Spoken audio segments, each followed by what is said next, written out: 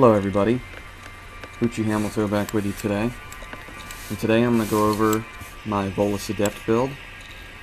He is one of my favorite characters in the game.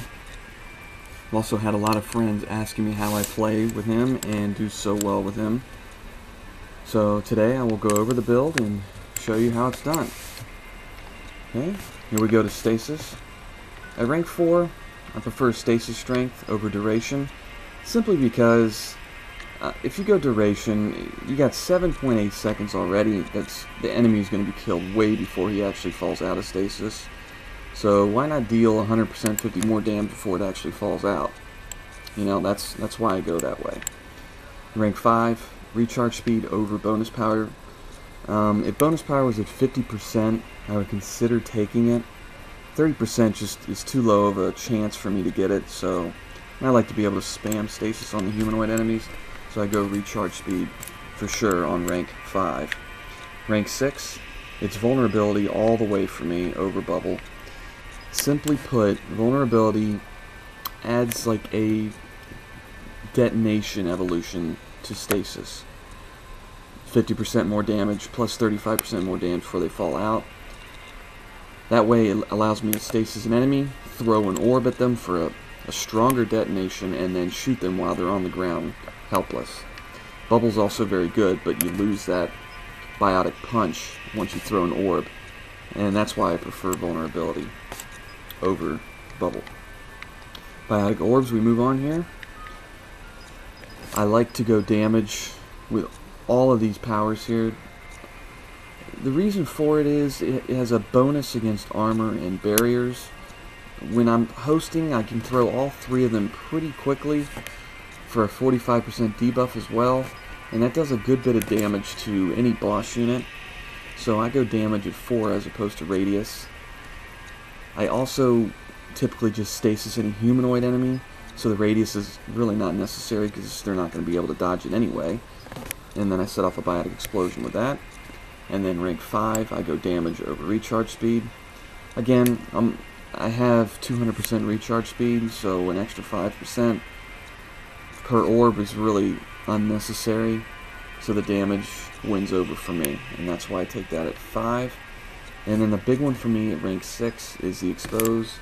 Each thrown orb does 15%, or debuffs the enemy 15% for a maximum of 45%.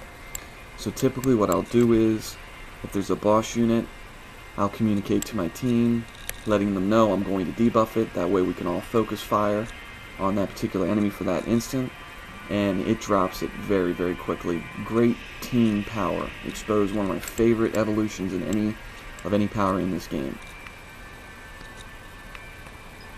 Shield boost. I'm not your typical Volus that'll stand behind you spamming shield boost and locking you up with a glitch. I will do it commonly on hacks and escorts just to keep my teammates alive. It makes everybody's life easier. And at rank 4, I go with radius as opposed to shields. Radius helps out. I don't have to literally be standing right next to you to give you shields if you are hurt. The extra 2 meters will give you 7 total, which makes it a lot easier to hit your friendlies. Rank 5, I go regeneration. This is more for my teammates. They get a 20% shield reduction delay for 12 seconds. Helps their shields come up quicker after they go down. Rank 6, protection is the way to go. You get damage reduction, and also gives you a larger initial shield boost, which also is very good for your teammates. And then we go to his passives. Rank 4 and 5 for me, I go power damage to help with orbs and shield boost. Rank 5, shield boost, it's not needed because the power damage also affects the shield boost damage, gives you more shields, so why not, make your biotic orbs and your shield boost stronger at the same time. And then rank 6, weapon damage, gives him 15% weapon damage before you apply any weapon gear. Fitness, any veteran Volus player will tell you fitness is not needed, and I feel the same way about that. The reason being is he has a his light melee is a 1.5 second cloak, which completely drops all aggro off of him. So it's good at running away, getting out of sticky situations. I abuse the crap out of it. It really helps me get out of dangerous spots, and that's why fitness is not really needed. Okay, on to my weapon choice. As you might expect, the Collector SMG is the way I go. Again, it's such a great weapon, especially on Platinum. I don't have to worry about ammo. It applies ammo powers so well. I can shoot from any range of the map, no recoil, headshot everything. Just all around great weapon. You could also go with a Talon, obviously. Doesn't have the range, that's why I don't prefer it quite as much. But it also has a shield and barrier modifier, so it does more against shields and barriers than the Collector SMG would. Good weapon, not my favorite, just because of the range. The Wraith isn't also a very good alternative. A little heavier, that's why I tend to stay away from it on the Volus Adept. The other weapon that is very, very good, very underrated, is the Arc Pistol. It synergizes so well with Stasis. Charge, Stasis, shoot in the head, and they're dead in one bullet almost every time. Even on Platinum, especially with vulnerability spec, it truly is a fantastic gun. But I prefer the Collector SMG just for its ammo applying effect. On any non-shielded enemy, I will shoot, throw an orb for a fire explosion. And any enemy that has shields or barriers, I will stasis orb and then shoot them with my weapon while they're laying on the ground. It is a devastating combination. Very easy to take out smaller enemies. And that's typically what I hunt for when I play with this kit.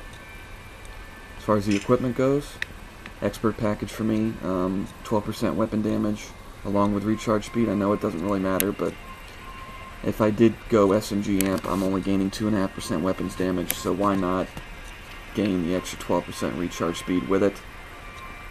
SMG rail amp 3 gives me 30% additional weapon damage, so that would give me a total of 42% in gear.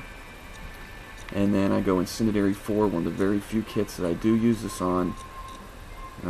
Just find it to be very, very effective, and it's the way I like to use them. The armor bonus, it's either an Adrenaline mod 3 or a Power Amp mod to help with shield boost or the Biotic Orbs. I tend to fluctuate. I can do very well with this kit. I take it to Gold and Platinum. Works great as a teammate, regardless. He can detonate, shield boosting. He does everything very well to help the team succeed in a match. And I hope to have a video of showing exactly how I play this character up very soon. Still trying to figure out how to edit and everything. So hopefully I can get that up very shortly. Anyway guys, thanks for listening. Hope to see you around soon. Hey guys, just show you a little bit of Volus Adept gameplay here. First up will be the actual team play aspect of things. Volus Adept is a great detonator. As you can see here, he's working in conjunction with the Drill Adept. I have Incendiary ammo on, and I'm throwing my orbs detonating for the Drill Adept, as well as setting off fire explosions with myself. Same thing here. I'm debuffing the Scion for our bully, the human soldier, and also at the same time taking note of when he's injured to help him and shield boost him. Not just visually, I also go by what the sounds of the characters make when they're actually injured to shield boost. That's when I know to shield boost people. Same thing here. Being a detonator for the Drill Adept and debuffing the Praetorians make them a complete joke for the rest of the team to take out. Here's a vid of how I take care of myself when I'm on my own. Simply stasising and throwing orbs to take out any infantry. As you can see, they all die within one stasis and orb. More video of me finishing off enemies on my own, throwing orbs to take the barriers down, and then shooting and getting fire explosions.